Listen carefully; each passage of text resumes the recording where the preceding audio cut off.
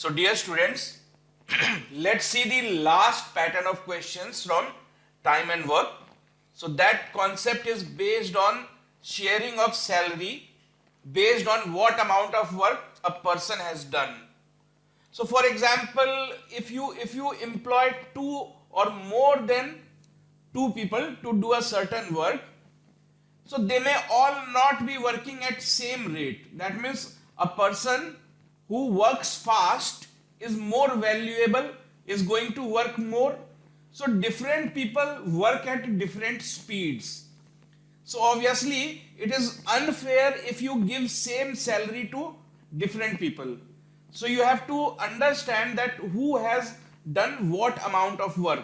So the person who does more amount of work will have to be paid more.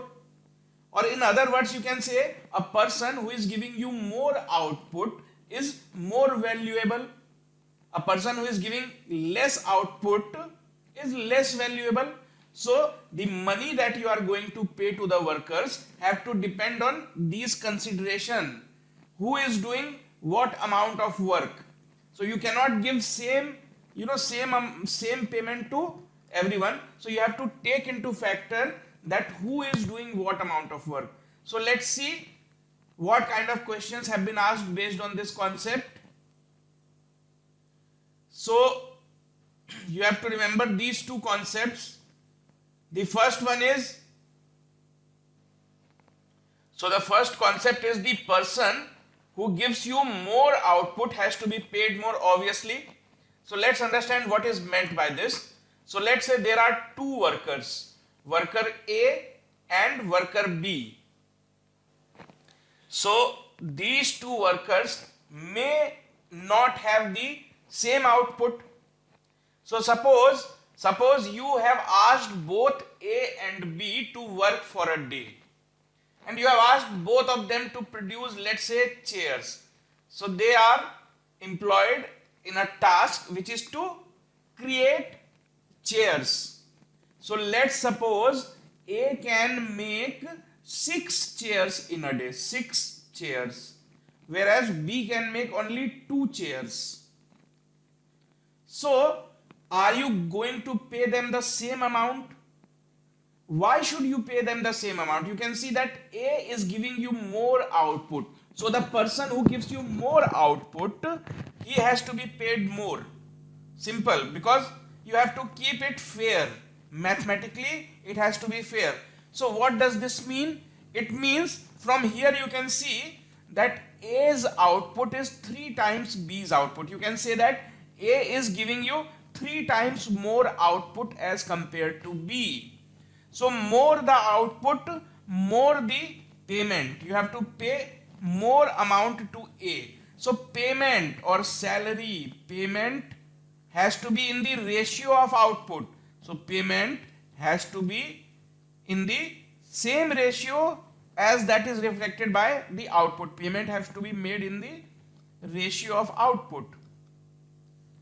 So what does this mean? It means that if you take the ratio of payment of A and B, you have to take the ratio of their outputs. So 6 is to 2, 3 is to 1. It means if you pay rupees 1 to B, you will have to pay 3 times that amount to to person A, to worker A. So in simple terms, more output, more payment. So before paying, you have to understand who has done what quantity of work. So this is first thing that you have to keep in mind. The reverse concept of it, just the reverse of it, the person who takes less number of days to complete a work as compared to other have to be paid more. So if there are two persons A and B, and you have asked both these workers to do same work, that means suppose there is a work, let's say painting a house. You want your house to be painted. If you ask A, how many days do you require to paint my house? A says that I require 4 days to paint your house, whereas B says that I require only 2 days. Fine. Now you tell me who is a better worker, who works at a fast rate. So the person who takes less amount of time, he is telling you that I can do it very quickly, I can do it fastly. So in a way he is trying to convey that my output is more. So it means that B's output is more, so B is a more valuable worker, so you have to pay more money to B. But in what ratio? So we are interested in knowing the ratio. So the ratio of payment of A and B should be equal to what? Now you have understood that you need to pay more money to B because he is taking less number of days. But in what ratio? So let's suppose, so he can do it in 2 days, he can do it in 4 days. So per day output, let the work be equal to W, the total work be equal to W. So A's 1 day output is W by 4. So if you think in terms of output, think what is the output of A. He can do W work in 4 days. So in 1 day he must be doing W by 4 amount of work. Similarly, B must be doing W by 2 amount of work. If you take the ratio of these figures, it comes out to be 1:2. Just the reverse of number of days. The reverse of number of days. Why? Because this W and this W cancels. 2:4. This is basically 2:4. 2:4, which when simplified came out as 1:2. So the next time you see a data like this, let's suppose it is given that there are 3 workers. Instead of 2, there are 3 workers, A, B and C. You have asked all three of them to work together. That means they are working together to complete a work. Before that, you have asked them, before asking them to work together, you have inquired that A, you tell me, B, you tell me, and C, you tell me. If you work alone, instead of working together, if you work alone, you know how many days are you going to take? A told that I am going to take 12 days. B told he is going to take 15 days. C told he is going to take 20 days. Fine. So what they are telling you is their individual capacity. Fine. So from this data you can actually assume that who is more valuable, who out of these 3, who is the most efficient worker, who is giving the best output, the person who takes less amount of day. So what should be the ratio of payment in such cases? What are you going to do? See, you have not asked them to work together, you simply want to understand that who is to be paid in what ratio. So you take the simplest possible ratios of these days. So take the LCM, you assume the work to be something. So take the LCM of 12, 15 and 20, or rather take the LCM. So 12, 15 and 20, LCM is 60. So ratio of payment of A is to B is to C. You can think in terms of output. Who gives what amount of output? So work of 60 units in 12 days. So A's output is 5 units of work per day. Similarly, B's output is 4 units of work per day and C's output is 3 units of work per day. So you have to give them payment in this ratio, 5:4:3. Now please understand, even if you ask all of them to work together, the work is going to get completed much sooner. That means all 3 of them worked for same amount of time, but still their output is in this ratio, and hence they have to be paid in this ratio only. So you will get these kind of questions that the workers are working together. So working together means that they have worked for same amount of time, but their rate is different.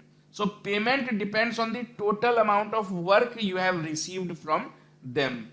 Fine. So let's take a few solved examples. Let's see. So the first question. Sumit can do a work in 6 days while Deepak can do the same work in 4 days. Both of them finish the work together and get rupees 300. So two personalities. Sumit, Deepak. Number of days is given. So this guy takes 6 days and Deepak takes 4 days. So immediately you can understand he is a better worker. He is taking less amount of time. So ratio of payment. If you ask them to work for same amount of time, that means you have to just understand the ratio of output. They are working together, finish the work together. That means they have worked for equal number of days. So you have to basically see that in one day who is giving you what output. Fine. And that has to be in the reverse ratio. 6. He takes 6 days. He takes 4 days. So ratio of payment. Let the work be W. So ratio of payment of Sumit and Deepak. So Sumit's output is W by 6. Deepak's output is W by 4. So if you solve this, the ratio come out to be 4:6. Just the reverse. If number of days is given for two people, the ratio will be the reverse of number of days. So 4:6 or 2:3. So total amount is rupees 300. So this 300 have to be divided in the ratio 2:3. Two parts are to be given to Sumit and 3 parts are to be given to Deepak. So how much? What is the share of Sumit? So out of 300, 2 parts are going to Sumit and 3 parts are going to Deepak. So what is Sumit's share? 2 out of 5 parts into 300. So this comes out to be rupees 120. So this is the correct answer. Let's see what this question is trying to convey. A, B and C can complete a work in 18, 24 and 36 days respectively when working alone. So if they work alone, then they take 18 days, 24 days and 36 days respectively.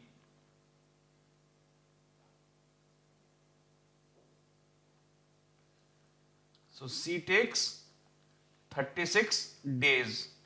Now please understand what is being said here.